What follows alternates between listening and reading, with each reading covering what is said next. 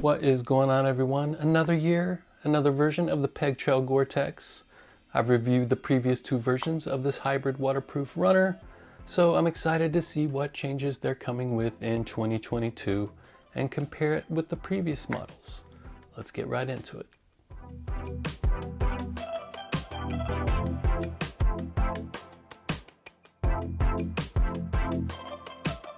The first thing one will notice is that the trail shoe much more resembles the road shoe compared with the previous two versions, but let's take a closer look at this GORE-TEX upper and the changes they've made. The actual look of the textile seems the same as the Peg Trail 3 GTX, and I chose this initial barely grape colorway over the all black since my last ones were black. It does seem to me like a slightly lighter weight fabric, but I'm not sure about that. The shoe is lighter for sure though.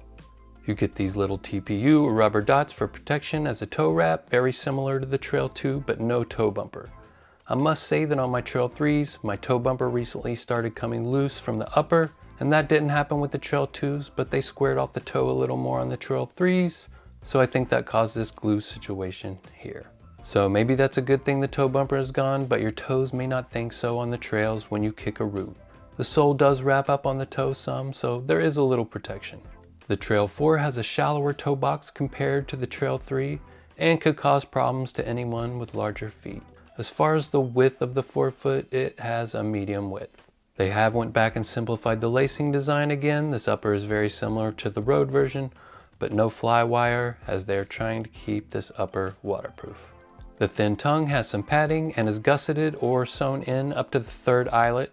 The tongue's fabric is less stiff and lighter weight than the previous year's tongue, and you get a loop to help pull the tongue up or pull the shoe on or tie your laces on.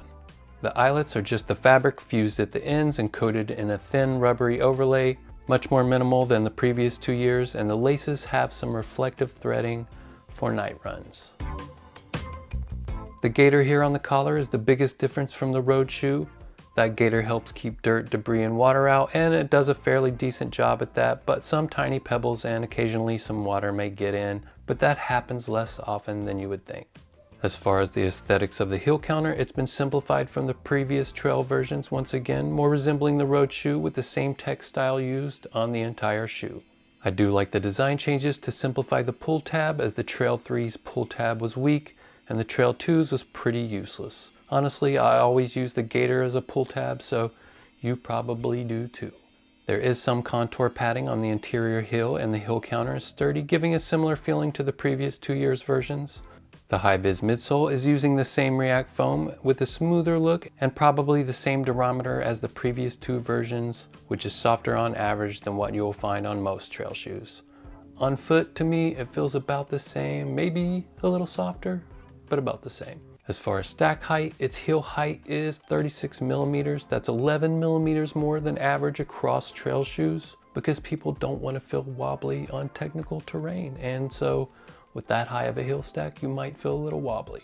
The heel to toe drop is supposed to be 10 millimeters, but Run Repeat's lab measurements show that it's a 12.7 millimeter drop because the forefoot measurements are 23 millimeters this year as opposed to 26 millimeters last year. These changes may help one feel more planted, but that's a big drop. The non-GORE-TEX version of the shoe weighs 10.4 ounces in a men's US 9, which is an ounce lighter than the previous year's version, and this GORE-TEX version is definitely lighter than the previous 2 years. On the outsole, the updated tread pattern on the Trail 4 has 3.4 millimeter lugs, which is considered optimal for a hybrid road to trail shoe. Even though it's nearly identical to the 3.3 millimeter lugs on the Trail 3 version, the 4th version has a totally new design and now has 3 different types of lugs, which are now much sharper.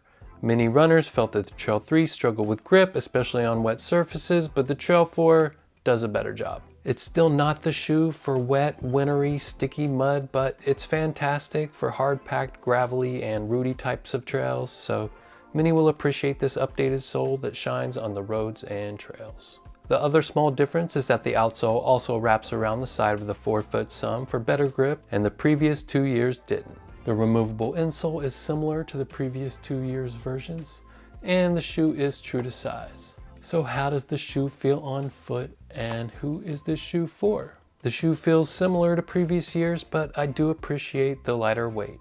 It's comfortable right out of the box and I haven't had any issues with rubbing or hot spots on my foot. To me, it feels like there's slightly more room in the toe box, but just barely.